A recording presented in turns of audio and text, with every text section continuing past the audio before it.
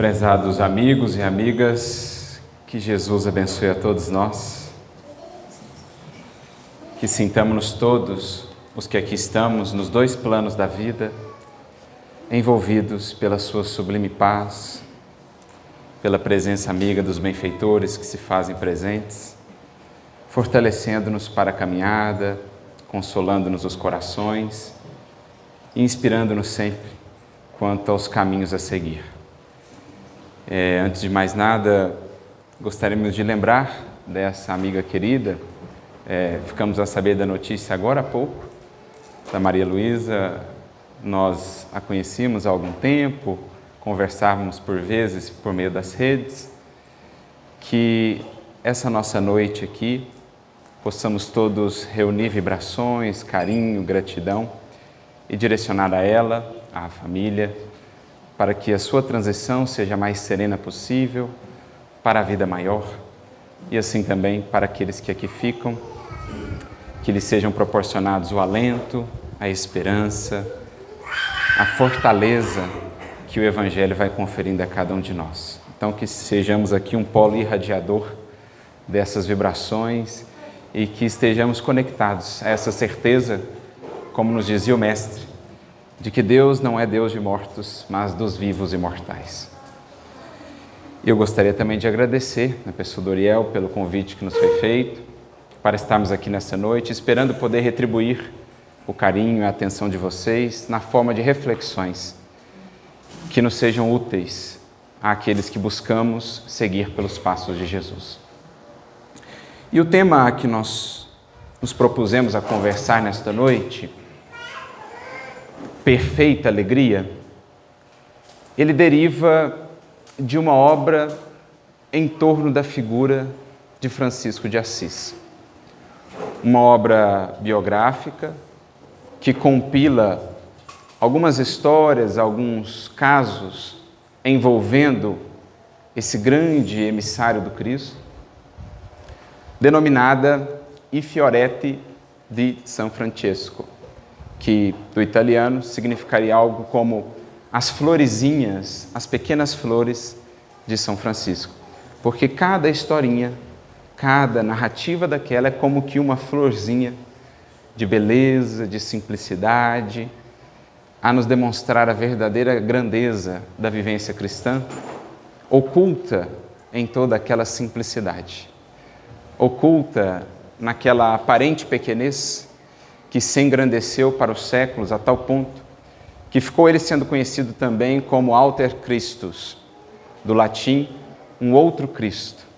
Claro, guardadas as devidas proporções, mas um outro Cristo, uma outra estrela que pôde brilhar neste mundo, relembrando-nos justamente a mensagem e a luz do grande mestre de todos nós. E quando nós vamos então nesses Fioretti, nessas historinhas, lá na de número 8, nós vamos encontrar justamente uma reflexão em torno dessa perfeita alegria, a partir de um diálogo entre Francisco de Assis e aquele que seria o seu braço direito, um grande companheiro de viagens, de tarefas, de jornadas, que era Frei Leão. Então conta-se que certa feita os dois saíam da cidade de Perúdia e se dirigiam a Santa Maria dos Anjos, que ficava ali na Porciúncula, onde tudo havia começado, onde Francisco de Assis havia sentido o seu chamado àquela vivência do Evangelho. Nas palavras que ele ouviu, Francisco, reconstrói a minha igreja.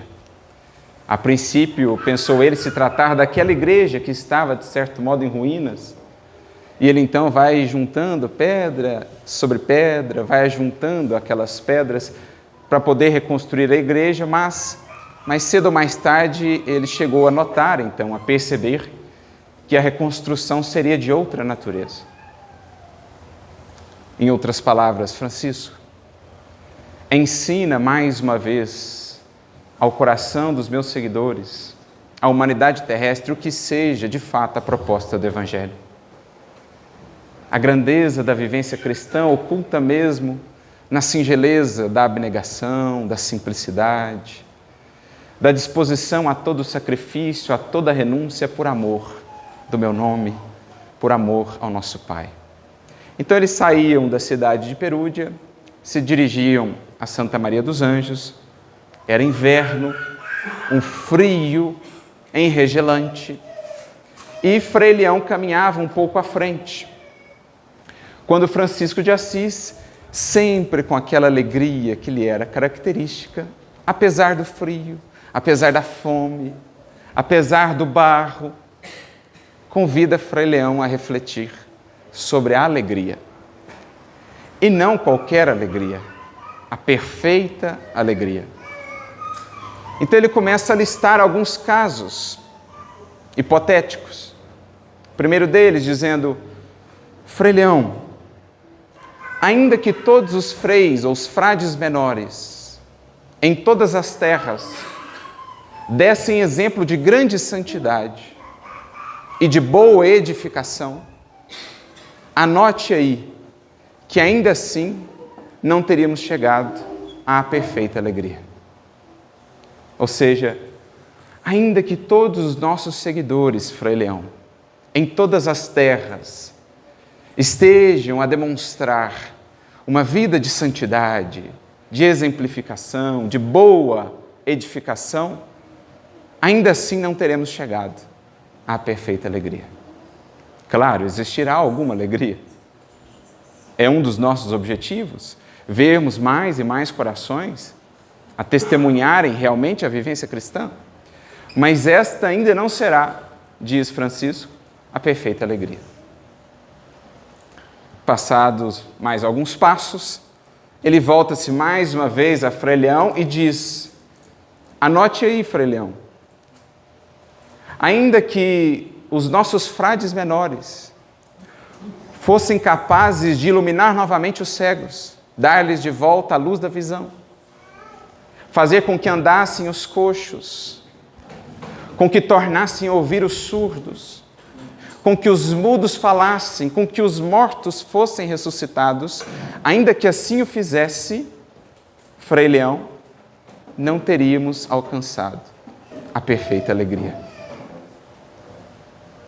Já vamos compreendendo que é uma alegria estranha essa, uma alegria que não se baseia nisso, que naturalmente é uma fonte de alegria, mas essa perfeita alegria não estaria baseada em algo assim tão bom, tão nobre, tão benéfico? Mas aguardemos, porque Francisco segue no seu ensinamento. Mais alguns passos, mais uma vez se dirige a Frei Leão e lhe diz: Frei Leão, faça aí o registro. Ainda que os nossos frades menores possuíssem toda a ciência, conhecessem todas as Escrituras, falassem todas as línguas, e ainda que conhecessem todos os mistérios, os segredos, não somente a respeito do porvir, mas a respeito de cada consciência, de cada coração, ainda assim, Frei Leão, não teríamos alcançado a perfeita alegria. É interessante porque aqui nós começamos a ver como que ecos da primeira carta do apóstolo Paulo aos Coríntios, capítulo 13, talvez um dos mais belos textos já produzidos na história da humanidade.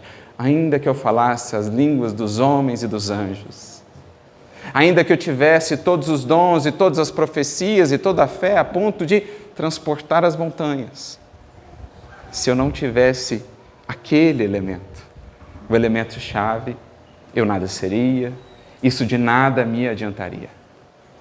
Então, ainda que os nossos frades menores tivessem todas essas habilidades e conhecimentos e dons, ainda não teríamos chegado à perfeita alegria. E ele prossegue mais uma vez, Frei Leão, ainda que os nossos frades tivessem tal eloquência e capacidade de pregação, a ponto de converterem todos os infiéis a Cristo, ainda assim não teríamos alcançado a perfeita alegria. E diz o texto, o Fioretti, que por mais 2 milhas ainda, Francisco de Assis seguiu elencando, digamos, cenários conquistas e dizendo a Frei Leão que, apesar daquilo, não teriam chegado à perfeita alegria. Por mais 2 milhas, em meio à neve, num frio enregelante, essa alma imersa numa reflexão sobre a natureza da alegria à luz do Evangelho. Nós ficamos a pensar, qual o calor desse coração? O quão em chamas de amor estava uma alma como essa para não sentir qualquer frio, mesmo em tais condições, e seguir pensando em Cristo, no seu Evangelho, nas suas lições. Mas passadas essas 2 milhas, foi Frei Leão, então, quem se voltou para Francisco de Assis, ele disse: mas pai, então me diga, o que é essa bendita, dessa perfeita alegria? Tantos e tantos casos aqui, tantas coisas boas você já enumerou, e no entanto não seriam elas as responsáveis pela perfeita alegria? E então Francisco de Assis descreve para nós a perfeita alegria. Frei Leão, ovelhinha de Deus, assim ele se referia a Frei Leão, ovelhinha de Deus. Imaginemos nós chegando em Santa Maria dos Anjos, batendo a porta do convento. E o porteiro então abre lá aquela portinhola, ouve de nós: olha, somos irmãos franciscanos, queremos abrigo, alimento. Mas imaginemos então que ele pense: não, são velhacos, enganadores. E que ele então nos escurrasse, dizendo: aqui não terão abrigo, nem proteção do frio, nem alimentação. Sumam daqui. Se nós pudermos suportar isso, Frei Leão, com paciência e com alegria, então estaremos descobrindo a perfeita alegria. Mas imaginemos mais, imaginemos que, impelidos pelo frio, pela fome, pela noite, nós batamos de novo a porta do convento. E mais uma vez o porteiro, em nos ouvindo, pensará que somos nós velhacos, talvez salteadores, impertinentes. E então, querendo nos dar uma lição, dali nos escorraçará a bofetadas e a palavrões. Pois bem, Frei Leão, eu lhe digo que se soubermos suportar isso pacientemente, com bom amor, com bom ânimo, com alegria, estaremos descobrindo a perfeita alegria. Mas ainda mais, se insistirmos mais uma vez, tal a nossa situação de desalento ali, pelo frio, pela fome, pela ausência de abrigo, se batermos outra vez à porta do convento, e ele então agora ainda mais irritado, quiser nos dar uma lição e nos expulsar dali a bofetadas, nos tomar pelo capuz, nos lançar ao chão, à neve e ao barro. Pois bem, Frei Leão, eu te digo que então teremos descoberto o que é a perfeita alegria. E conclui a sua lição. Porque acima de todos os dons e de todas as graças que Cristo confere aos seus amigos, esta é a maior delas. A possibilidade de pacientemente e por amor dele suportarmos todas as penas, injúrias, opróbrios, mal-estares, por amor a esse Cristo, de bom ânimo, de boa vontade, com alegria. Essa a perfeita alegria. Então é claro que uma definição como essa soa estranha para muitos de nós.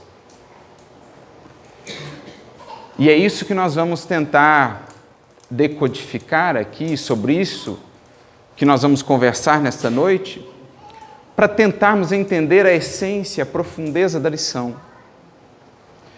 Porque é do próprio ministério de vidas como essas, é a própria tarefa que eles abraçam, não serem compreendidos em seus tempos, ou mesmo passados muitos séculos. Porque almas, espíritos dessa estirpe, dessa grandeza, eles nos revelam, eles demonstram horizontes, por ora para nós, muito além de nossas possibilidades. Embora tendo vivido no passado, eles são um reflexo do futuro, do porvir, de um estado de vida, de um estado de espírito e de evolução que ainda nos escapa e que talvez por hora comecemos a vislumbrar. E claro, parte do nosso processo de amadurecimento, de evolução mesmo, é tentarmos entender o que um espírito como esse quer nos dizer ao nos trazer uma definição de alegria como essa. Tão destoante do que geralmente associamos à alegria. Porque, trazendo para o nosso plano, para os nossos horizontes, em geral, aqui associaremos a alegria. Em geral, a alegria para nós estará associada àquele estado de euforia, geralmente a algum prazer sensorial, àquela injeção interna de dopamina, alguma coisa que nos cause, um bem-estar, não necessariamente um estar bem, um bem-estar. Quando os cenários nos pareçam assim favoráveis ante os nossos desejos, expectativas, anseios. Em geral, é em torno disso que a nossa alegria irá gravitar. No entanto, ali, naquele caso citado, tanto não havia um prazer sensorial mais imediato, estavam com fome, estavam com frio, estavam molhados, estavam ao relento, eram perseguidos, incompreendidos, o cenário, nenhum dos cenários ou horizontes lhes parecia favoráveis. No entanto, é nesse contexto que Francisco de Assis nos fala de alegria, e mais, de uma perfeita alegria. Então, parece-nos até paradoxal, mas aqui está a grande chave de mudança para nós, espíritos em jornada, especialmente agora com a compreensão da realidade espiritual. Há uma mudança profunda de paradigmas, há uma mudança profunda de referências, de ideais, de metas, por detrás dessa compreensão da perfeita alegria. Essencialmente, poderíamos pensar aí em 3 dimensões de alteração, de mudança, no que diz respeito a essa perfeita alegria. Há uma mudança de ordem, há uma mudança de natureza, há uma mudança de perspectiva em torno dessa perfeita alegria. Porque quando nós pensamos na alegria como nós ainda consideramos, na maioria das vezes, ela estará muito mais associada ao que diz respeito ao corpo ou à vivência na matéria do que propriamente a questões do espírito. Se há prazer corporal, uma sensação agradável, então há alegria. Se não há prazer corporal, se não há uma sensação mais imediata de satisfação, então não há alegria. Geralmente, a natureza da alegria para nós está associada mais ao que é material do que propriamente ao que é espiritual. Uma mudança também de perspectiva. Geralmente, a nossa visão de alegria, ela está dentro de uma perspectiva de um imediatismo, de algo que seja mais imediato, em detrimento de algo mais a longo prazo. Então, eu ajo assim ou daquele outro modo, pensando em algo, em algum retorno, em alguma recompensa que seja mais imediata, e não em algo mais a longo prazo, um desenvolvimento mais sólido, mais perene. Também uma mudança de ordem, de ordenação. Quando nós pensamos em alegria, ou quando nós pensamos em prazer, em algo que nos traga contentamento, geralmente queremos que isso venha o mais rápido possível, se possível antes das lutas e das dificuldades. Ao passo que o que Francisco está ali nos propondo é algo que seja antes marcado por lutas, por dificuldades, para que depois venha a se manifestar. Então são reflexões iniciais em torno de um tema que será para nós desafiador, porque pede uma abertura muito grande de horizontes e de sensibilidade. Mas é isso o que vai descobrindo o coração que vai se tornando um verdadeiro amigo de Jesus. A natureza dessa amizade, a natureza dos cuidados do Mestre para conosco vai sendo entendida de maneira diferente. Essa historinha de Francisco de Assis, inclusive, me faz recordar uma outra história similar de uma grande figura da história cristã, que foi Teresa de Ávila. Francisco de Assis ali havia dito que uma das maiores bênçãos e graças, dádivas, dons que Jesus confere aos seus amigos é justamente poder, por amor de Cristo, suportar com paciência e de boa vontade penas, desafios, lutas, dificuldades, por amor a Ele. Teresa de Ávila conta, Chico Xavier, o Chico gostava de contar essa história a certos amigos, e há algumas versões diferentes dessa história na tradição cristã, mas o Chico a contava nesses termos. Conta-se que certa feita, Teresa de Ávila, em busca de recursos para poder fazer os trabalhos que ela realizava, a reforma do Carmelo, entre outras tantas atividades que ela desenvolvia, ela se dirigia a um determinado indivíduo que havia se proposto a lhe dar alguns recursos, e ela via que o tempo estava fechado, no entanto, precisava chegar até lá. Então ela apressa o passo, vai seguindo o caminho, porque sabia que teria de cruzar um rio. Sabe-se lá como estaria o rio quando a chuva caísse? E ela vai. Quando vai se aproximando do rio, a chuva então inicia, mas ela precisava chegar até o local, precisava daquele recurso, se propõe a cruzar o rio mesmo assim, mas eis que então é surpreendida pela enxurrada e se vê ali lutando contra o turbilhão das águas e tal, e com muito esforço ela consegue, orando mentalmente, por auxílio a Jesus, ela consegue chegar ali próxima à margem, quando então sente uma mão que se estende e que a tira dali, auxilia a sair dali. Então ela nota, se tratava do Mestre. E ele então volta-se para ela e diz, depois daquela luta toda, daquele esforço todo, porque ela havia também orado antes para que o Senhor segurasse um pouco mais a chuva, para que ela pudesse passar. Jesus então a resgata e lhe diz, veja, Teresa, como eu trato os meus amigos. E ela, com um bom humor sadio, volta-se para o Mestre e diz, é verdade, Mestre, e por isso os tendes tão poucos, porque ser amigo de Jesus, estar mais próximo de Jesus, naturalmente representará seguir por caminhos mais similares aos de Jesus.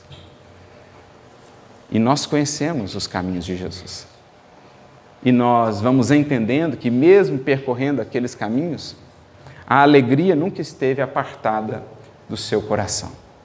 A alegria de estar sendo fiel a Deus, a alegria de estar cumprindo o seu ministério, a alegria de estar levando adiante a tarefa, a missão de que foi incumbido. Então a gente já começa a notar a mudança de perspectivas, de horizonte, de referências em relação à alegria a partir dessas lições. A alegria real, a perfeita alegria, por que perfeita?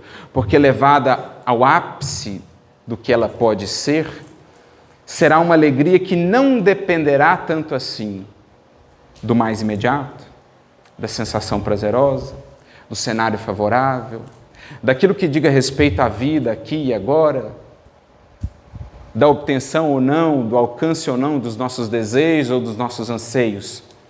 A verdadeira, perfeita alegria dirá muito mais respeito a algo interno, a uma certa sensação de estarmos sendo de fato fiéis, de estarmos partilhando com Cristo da sua tarefa, do seu ministério, de demonstrar às vidas que por aqui passam, de descobrirmos por nós próprios que projetamos construções para muito além daqui e que temos a oportunidade de vivenciar experiências que nos dão a ocasião de testemunhar, de sermos fiéis a esses propósitos maiores.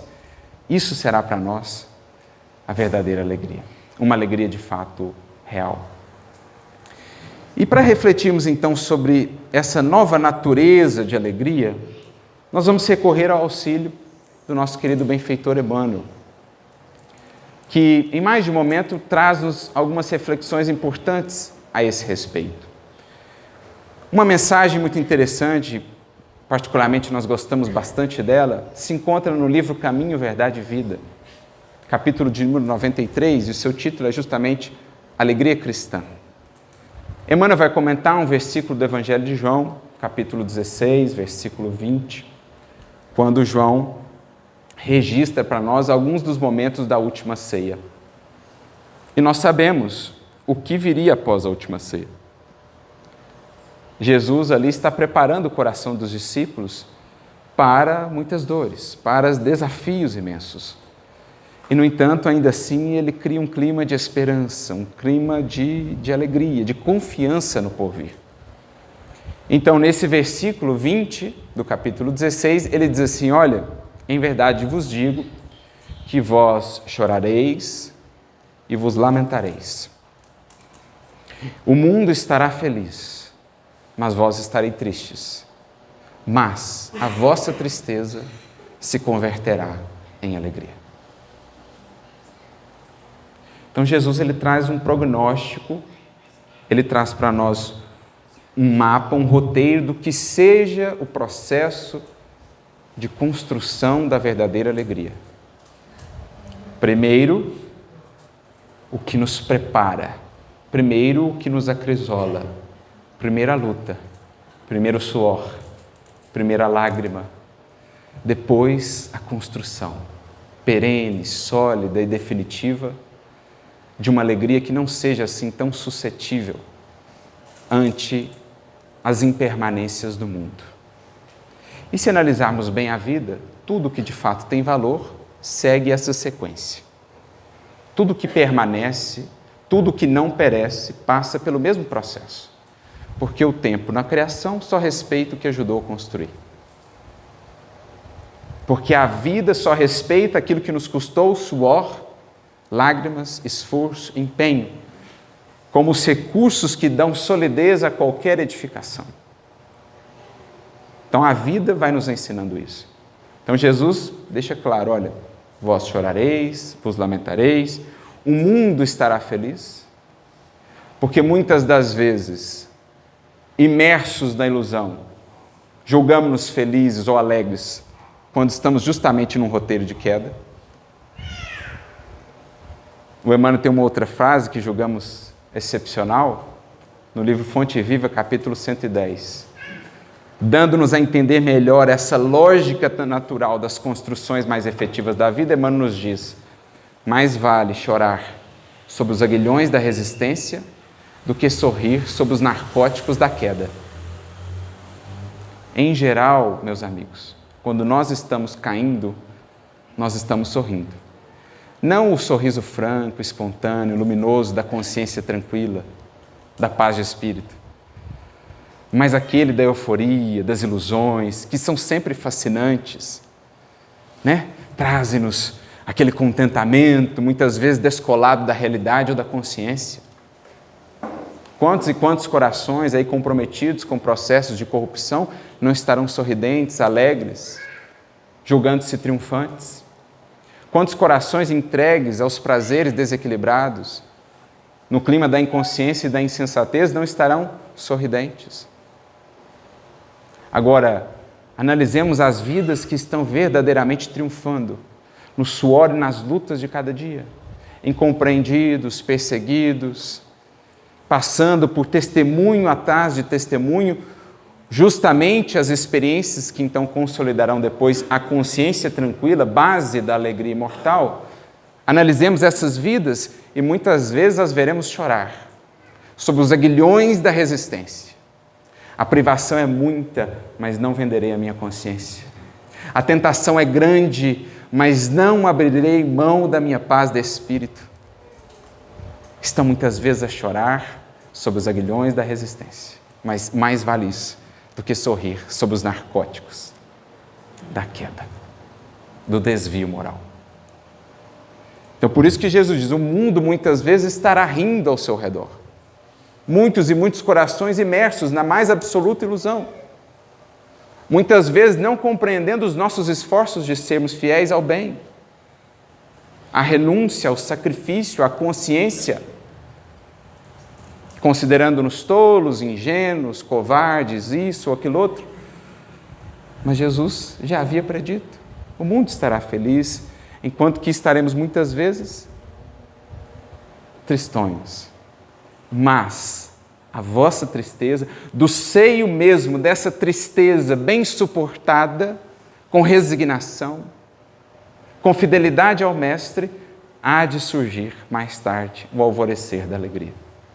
Como diria o grande poeta e escritor brasileiro Guimarães Rosa, quer Deus que aprendamos a tirar mais alegria de dentro mesmo da alegria e ainda mais alegria de dentro mesmo da tristeza. Porque, em geral, é depois de passarmos pelos túneis ásperos das provações que vamos descobrindo os painéis solares de horizontes tão mais amplos, de alegria e contentamento pela vitória sobre nós mesmos. Aliás, abrindo aqui um parênteses, voltando ao Fioretto de Francisco de Assis, faltou um trechinho absolutamente importante. Quando ele conclui a sua definição sobre a perfeita alegria, assim ele diz: porque acima de todos os dons e graças que Cristo confere aos seus amigos, está o de vencer a si mesmo e, de com boa vontade, por amor a Ele, suportar as lutas, as penas, as injúrias e os mal-estares, sejam eles quais forem. Então é isso que Jesus está descrevendo. E aí, ao comentar, nesse capítulo 93 do Caminho, Verdade e Vida, o Emmanuel diz assim: os discípulos, talvez pressentindo o que havia de ocorrer, e depois daqueles primeiros acontecimentos, a prisão de Jesus e tudo mais, eles de fato estavam tristes. Não conseguiam esconder isso. Por quê? Não compreendiam outras vitórias que não as vitórias do mundo. Ainda guardavam uma perspectiva, uma ilusão, em verdade, quanto à proposta do Evangelho, de que seria um reino deste mundo, de que seriam conquistas, cenários favoráveis, privilégios e favores neste mundo. Estavam, portanto, tristes, dando cumprimento ao que Jesus havia predito. E acrescenta mais, Emmanuel, dizendo que, através dos séculos, muitas vezes o Evangelho tem sido olhado ou é entendido como um conjunto de notícias dolorosas. Um Salvador abnegado e puro, conduzido ao madeiro destinado aos infames. Discípulos debandados, perseguições sem conta, martírios e lágrimas para todos os seguidores. Parece então um contrassenso. Ora, por que do nome Boa Nova? Não seria evangelho, na sua própria significação, um anúncio de boas novas? Por que então o elemento da cruz? Por que então todo aquele desfecho? Aí o convite a olhar além, a ampliar a perspectiva, a refletir sobre a mudança de natureza, de perspectiva e de ordem na alegria que a compreensão do Evangelho nos convida a fazer, especialmente com a compreensão também espírita. De uma alegria muito baseada na natureza material, nós vamos passando a uma alegria cada vez mais baseada na natureza espiritual, do ser e das conquistas. De uma alegria muito baseada numa perspectiva estreita de imediatismo, nós vamos passando agora a uma perspectiva mais ampla de construções a longo prazo. E de uma alegria em que a ordem se dê primeiro o gozo e o contentamento, quanto mais rápido melhor, e depois as consequências amargas, as lutas que vêm depois, a gente vai mudando agora a ordem, a ordenação das coisas, para uma alegria que passa primeiro pelas lutas, primeiro o sacrifício, primeiro o aprendizado, depois o contentamento de ter vencido a si mesmo. Esse é o ajuste. E esse ajuste, naturalmente, vai derivando de uma nova vivência que nós vamos construindo, porque alguém poderá se perguntar, né? Mas vem cá, é possível sentir alegria numa situação como essa? Mas a própria vida de Francisco de Assis não é um atestado disso? A própria vida de um apóstolo Paulo não é um atestado disso? Porque a gente vê muitos ecos nessa fala, nessa orientação de Francisco de Assis, ecos paulinos, especialmente da carta de Paulo aos Filipenses, conhecida como a Carta da Alegria. E aí você vai estudar a alegria em Paulo, você vai ver o quê? Primeira luta, meu filho. Primeiro suor. Primeira fidelidade ao Cristo. Depois você pensa em alegria. Ou, aliás, você vai descobrir a alegria justamente nisso, porque você vai se sentir como nunca mais próximo dele, caminhando pelos passos que ele trilhou. A tal ponto que Paulo chega a dizer, porque a vós foi concedido não somente crer nele, como também padecer por ele. A gente fala isso, tem gente que até arrepia, né? O que é isso? Então é algo que parece paradoxal, você fica pensando, é possível? Mas essas vidas nos atestam isso. Você poderá pensar, eram loucos? Será mesmo? Olhe bem para um Francisco de Assis, olhe bem para um apóstolo Paulo, olhe bem para um Chico Xavier. Será que a loucura está com eles ou será que ela está conosco? Nas ilusões que nós ainda abraçamos. Porque eles estão nos dizendo, é possível. Se olha para um Jerônimo Mendonça, na maca, com dores por todo o corpo, cego, fazendo uma palestra sobre a alegria de viver. E você vê que das palavras dele verte a mais pura e espontânea alegria. Você fala, isso é verdadeiro. Existe alegria nessas circunstâncias. Porque eles sentiam alegria de serem fiéis ao horizonte que abraçaram, passar pelas provas sem desesperar, sem desanimar, sem perder a confiança, é o que os movia, porque para eles aquilo era a realização do propósito que abraçaram. Aquelas lutas de sabores era para eles o que dava significado à vida. Era atender ao Cristo, era ser fiel a Deus e à consciência. Aí você vai vendo o apóstolo Paulo na comunidade de Corinto. Os judeus chegam lá, os que o perseguiam, com uma carta de prisão, uma autorização de prisão. Na hora que eles anunciam a prisão de Paulo, naturalmente injusta, a comunidade toda fica em alvoroço, alguns já queriam revidar e tal, aquela confusão. Paulo, então, com aquela voz poderosa, faz vibrar como um trovão por todo o recinto e diz, irmãos, regozijemo-nos, porque o Senhor nos considerou dignos de testemunhar. Acaso queremos o Cristo sem testemunho?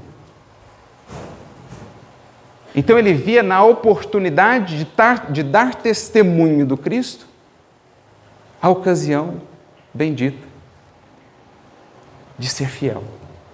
E isso lhe dava alegria. Regozijemo-nos. Mesmo caso do Jerônimo Mendonça. Poder falar de alegria de viver naquelas condições era cumprir tudo o que havia aprendido com Jesus no Evangelho. Mas para muitos corações ainda essa perspectiva soa estranha, difícil de compreender, né? Quase que incompreensível mesmo. Mas é porque isso pede de nós tanto uma mudança de olhar, como também uma vivência diferente, que vai nos projetando a um outro patamar de sensações. Eu me recordo de uma questão que está em O Livro dos Espíritos, questão 266.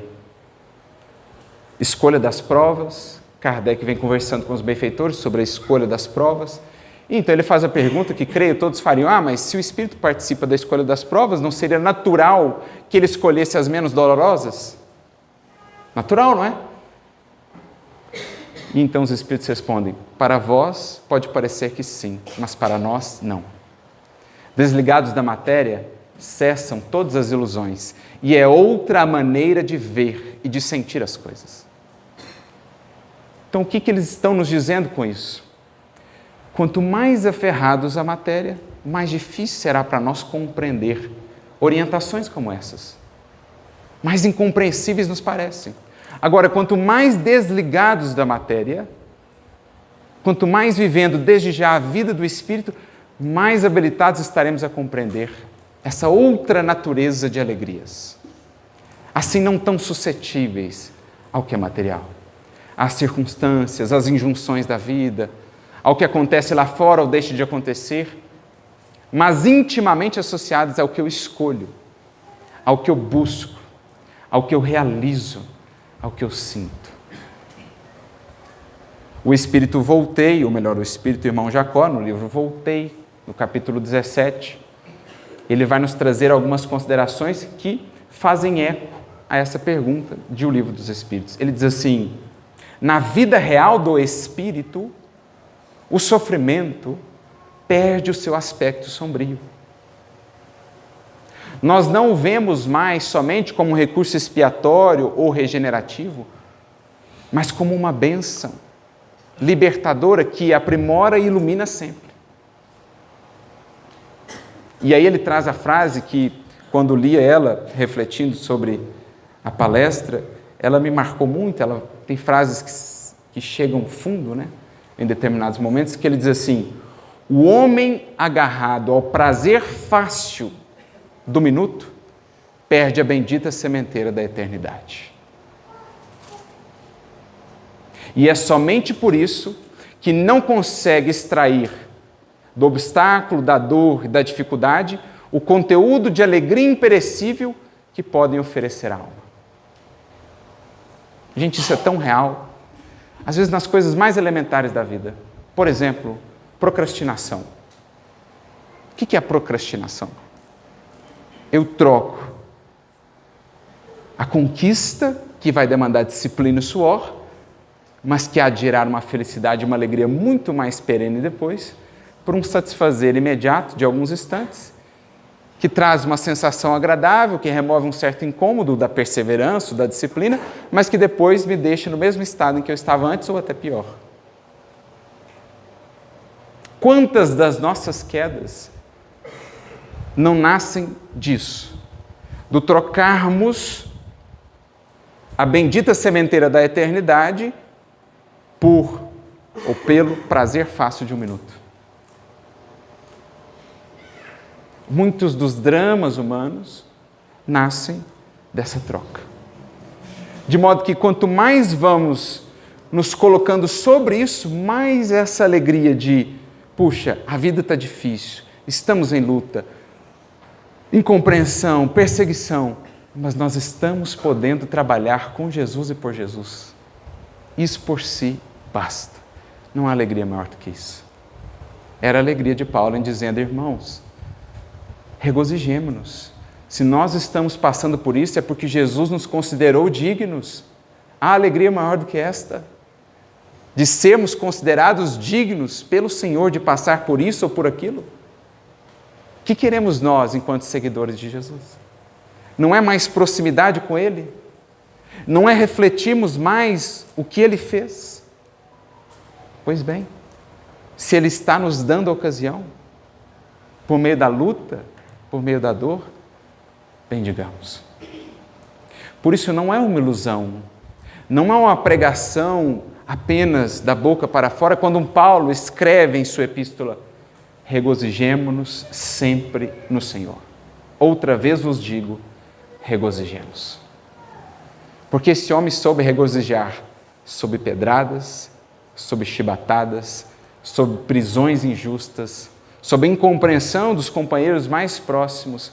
Ele soube sempre encontrar alegria e estímulo para seguir, porque sentia-se mais próximo a Jesus, na oportunidade de testemunhar, de ser fiel.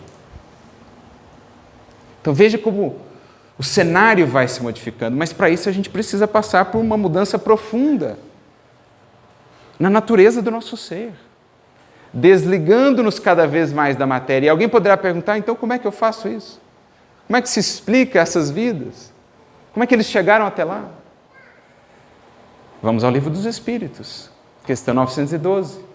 Kardec faz essa pergunta. Como pode a criatura fazer com que prepondere em si a natureza espiritual acima da natureza material? E é uma das respostas mais curtas do Livro dos Espíritos. Praticando a abnegação.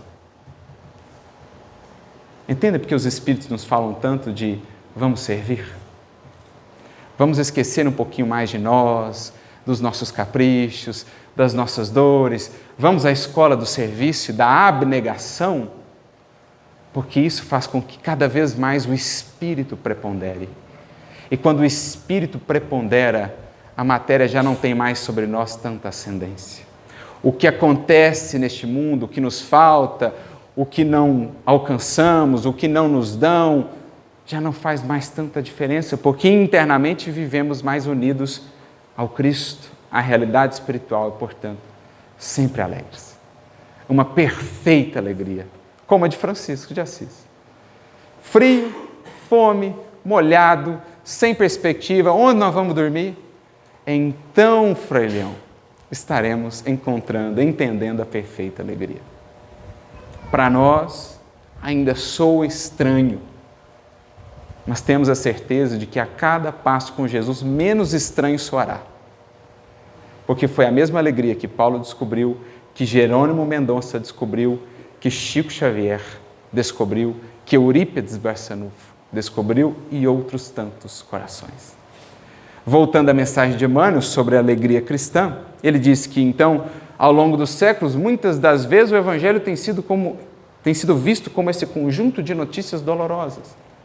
Mas ele segue, então, explicando que todas aquelas dores, as perseguições, as dificuldades, as lutas, na verdade, essa escura bagagem de sofrimentos constitui os alicerces de uma vida superior, repleta de paz e alegria. Representam o auxílio de Deus à terra estéril dos corações humanos. O auxílio de Deus à terra estéril dos corações humanos.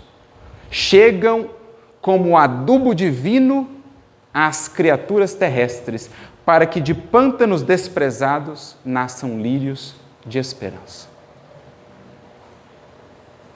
Isso nos remete a uma fala de Jesus para Levi, no livro Boa Nova, quando, antecedendo o sermão das bem-aventuranças, Jesus falava sobre os aflitos bem-aventurados do mundo. Em determinado momento, Jesus diz assim para Levi: Levi, o leito de dor, a exclusão de todas as facilidades da terra, a incompreensão dos entes mais amados, as chagas e as cicatrizes do espírito, são luzes que Deus acende na noite sombria das criaturas. Porque quantas vezes não é essa a nossa condição, meus amigos? Nós vamos caminhando por entre sombras de inconsciência e insensatez, sorrindo, direto para um abismo, para despertarmos no túmulo, para a realidade que não construímos nada em nós, de fato, de que perseguimos fantasmas que precisamos deixar na transposição para a grande vida. E eis que então, na noite sombria da nossa ignorância e da nossa ilusão, luzes se acendem, a princípio como um trovão, assustam-nos, rebombam em nossa vida, é o choque inicial, a dor. Mas eis que aquele clarão abre-nos os olhos. E quantos corações não bendizem depois, isso é unânime entre os espíritos superiores, que se comunicaram conosco pelas obras de Kardec e outras tantas. Quantos e quantos não bendirão depois as suas dores despertadoras. Caminhava para o túmulo a cultivar fantasmas de ilusão. Veio a dor e me despertou para a realidade da vida, para o que de fato tem valor, para o que permanece. Então, por isso Jesus assim define: luzes que Deus acende. É a dor que traz um coração a uma casa espírita após a partida de alguém, após uma enfermidade, após um revés, a buscar esperança e a perceber, enfim, que a vida, de repente, aos seus olhos, vai se abrindo e se mostrando muito maior do que é.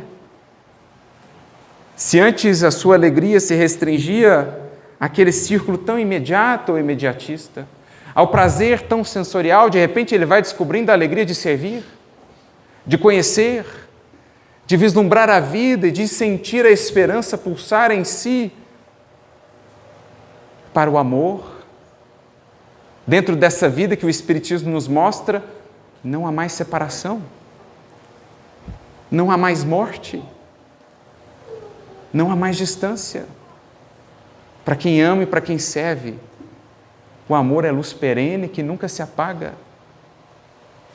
A esperança é força viva que nunca se arrefece dentro de nós. A fé nos move, sejam quais forem os obstáculos. Quantas vezes só chegamos a descobrir isso depois dos dolorosos túneis de sombra que somos impelidos a percorrer. Por isso Emmanuel nos diria também: não busques bem-estar antes de estar bem.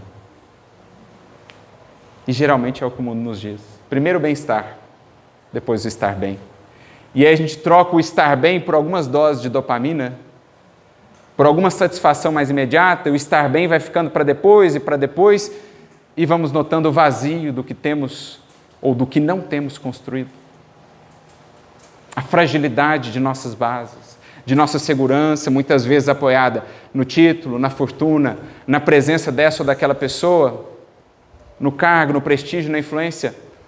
Vem o sopro da vida e leva. E aí que então vemos, estávamos a buscar o bem-estar antes de estar bem. E ninguém estará bem sem descobrir-se, sem entender a vida e sem se harmonizar às leis da vida. Ninguém estará bem sem aprender a amar, a servir, a perdoar, a compreender. Essencialmente é o que o Evangelho nos diz.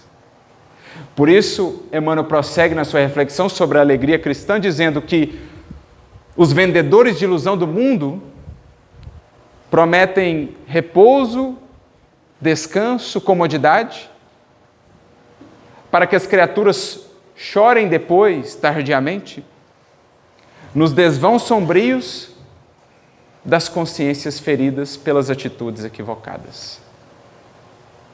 Jesus, em sua sublime sabedoria, ensinou-nos a ordem natural para a aquisição das alegrias eternas, reservando aos seus seguidores trabalhos e lutas, para que se não deixassem iludir e pudessem enxergar a vida real de posse de construções legítimas. Informando-nos que favorecer ou entregar caprichos satisfeitos a espíritos em nossa condição é como que depositar substâncias perigosas em mãos infantis. Então o que Emmanuel está descrevendo? O mundo opera na seguinte lógica: primeiro o prazer, depois as lágrimas. Para o Cristo é primeiro as lágrimas, o suor e o sacrifício, depois um prazer, mas um prazer de outra natureza. É a reordenação da vida por meio da sabedoria, por meio da compreensão de como a vida funciona. De modo que ele então conclui: eis porque a alegria cristã não consta dos prazeres da inconsciência, mas da sublime certeza de que todas as dores são caminhos para júbilos imortais. A alegria cristã não consta dos prazeres da inconsciência. Certa feita, conversando com alguns conhecidos, Chico, a respeito do sexo, da sexualidade, e isso podemos expandir para outras formas de prazer.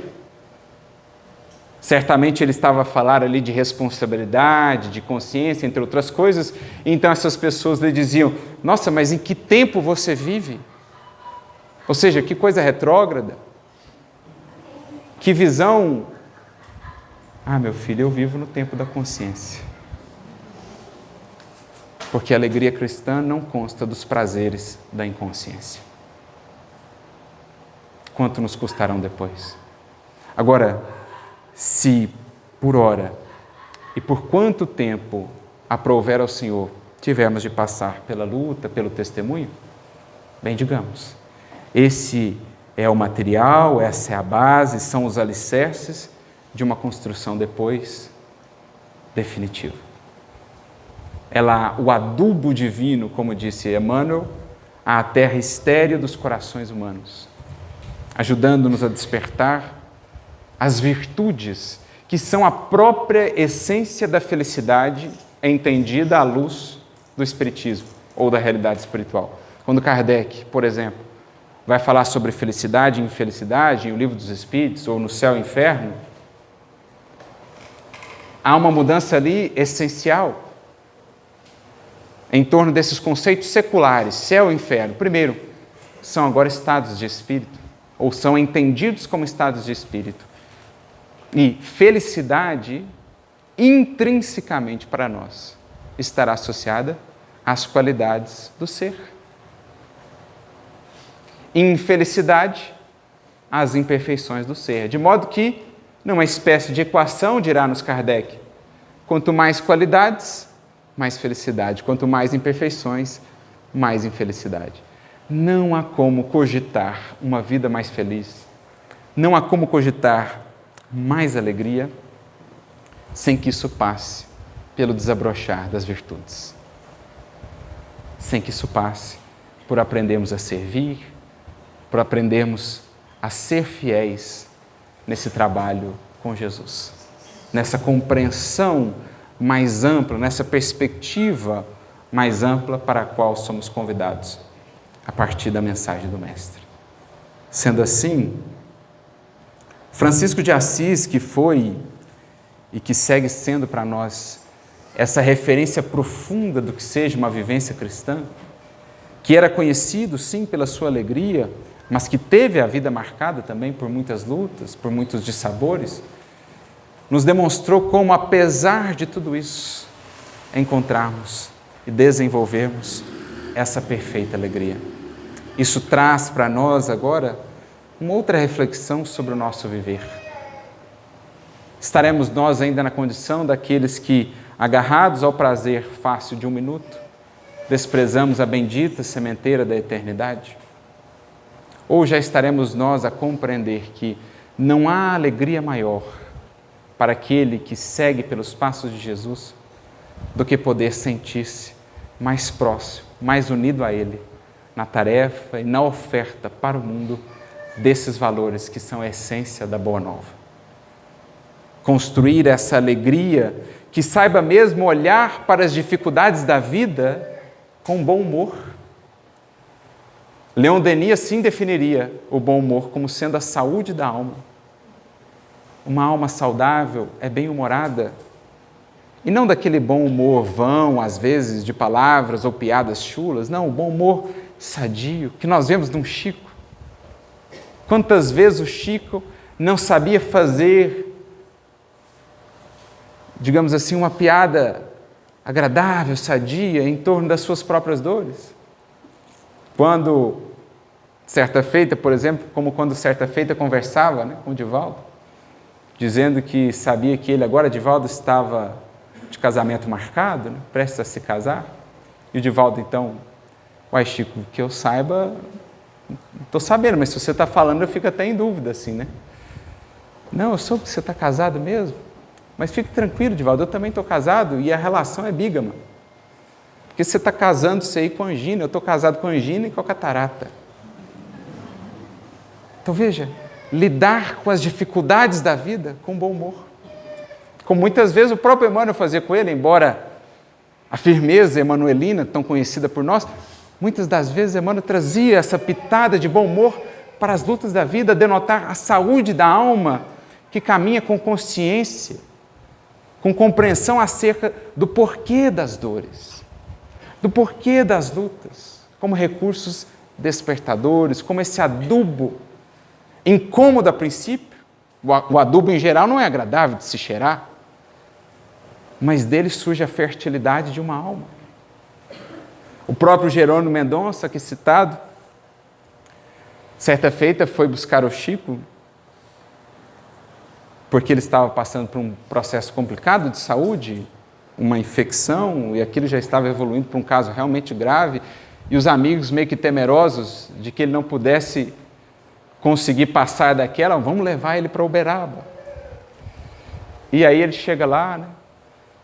Sangramento, hemorragia e tal, o Chico não estava trabalhando, ele aguarda um pouco, de repente o Chico chega, e aí, Jerônimo, como é que você vai, meu filho? Ah, Chico, minha vida está por um fio. Ah, esses fios, não é, Jerônimo? Tem fio de seda, tem fio de nylon, tem fio de aço. O Emmanuel está aqui nos dizendo que o trabalho no bem engrossa o fio, Jerônimo. Vamos trabalhar, portanto, não é? Que o trabalho no bem engrossa o fio. E aí diz que o Chico vai, aproxima-se dele com carinho, coloca a mão sobre o local, dá um passe, e diz que ele havia chegado àquela condição porque havia aceitado em si, dentro de si, aquela síndrome do coitado. Coitado dele, olha que pena, olha a vida que ele leva, olha a dificuldade. Ele foi aceitando aquilo. E o corpo foi incorporando aquilo também e falou, que coitado, então não vale a pena, não é? E o Chico falou, cuidado, Jerônimo, cuidado com essa postura. Vamos buscar alegria, vamos buscar engrossar o fio, vamos ao trabalho, porque do trabalho decorre a saúde.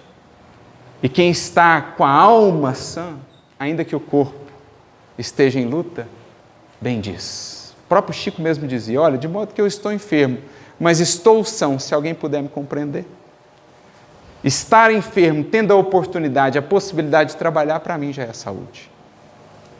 Então essa é a alegria sã, a alegria verdadeira, que consegue fazer das dores, ver nas dores o adubo, a bênção, o recurso, para seguirmos adiante em busca de conquistas e construções mais perenes e duradouras, na certeza de que o Evangelho é sim o anúncio das alegrias imortais, não as alegrias que outrora perseguimos, mas essas que essas almas nos ensinaram a buscar.